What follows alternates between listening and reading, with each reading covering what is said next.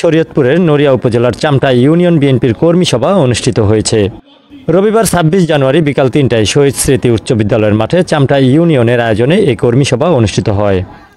চামটা union বিএনপির সাবেক সভাপতি আবুল কাশেম কাননের সভাপতিত্বে ও চামটা ইউনিয়ন বিএনপির সাধারণ সম্পাদক আক্তার হোসেন ব্যাপারীর সঞ্চালনায় কর্মী সভা অনুষ্ঠিত হয়ে থাকে।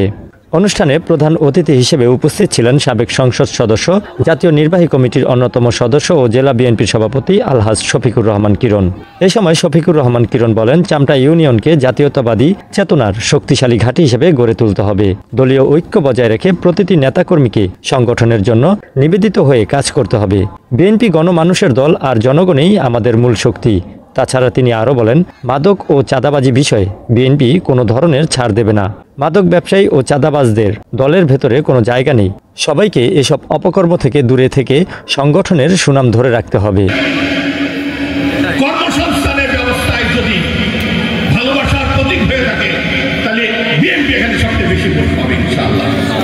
তার কারণ আমরা পিছনের ইতিহাস ভুলে যেতে চাই। কারণ ছোটবেলা আদর্শ লীগ করেছিলাম।